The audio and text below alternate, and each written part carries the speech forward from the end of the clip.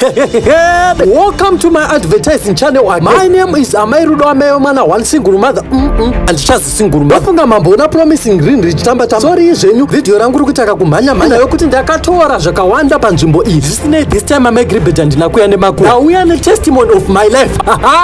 Wakakudenga kuna mari vanosimudza marombe muguruva. Mbozauti chaitemura chaizoseva nhasi uno. Amai mwana gore rinori varwe vanomira neni. Wakabva next dope pamba ndoshandira my green. Pane murungu agerepo kashekirwa nemukadzi wake last year. Iye watakuti chimborume. Murungu yakasara nguva yana Smith. Ane 96 years my green. Asi mangwana ndokubva angondituma akati endei kushopu munotora ringi. Inini nekutotora ringi nekutozvipfekedza ndoga nekutomhanya kuenda kunotsvaga venue yemuchato. Ndikati ndiani mumwe angade kupfekedzwa ringi nechembere iyoyo. Wangu kaina Amairudo I'm willing to do that.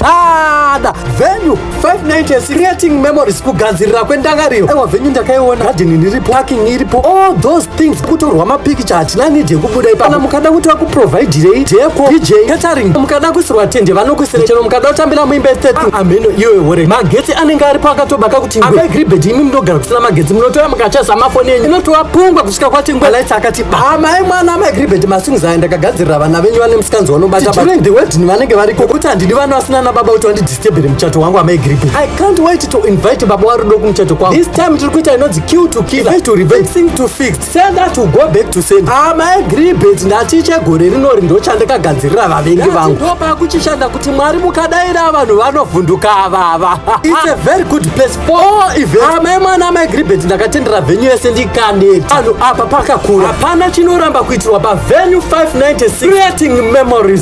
Ndakazoti nguva yagara-gara. Ndikati wakaindaneta kuona venue. Ini ndopa ndikatege ndigare pachisira sikuru asina maka nemazuva chepano panyika mese. Kuti karingi ndatora semunhu anonokerwa nemuchato kuti property gozosara iyaya. Ndopa wakabva wapindura wakati waita hako iringi yemukadzi wangu akashayana ndangoti ngopolishwa. Ndati ndopa ndakabva ndaona kuti muromba haro wechinenguva Agribed.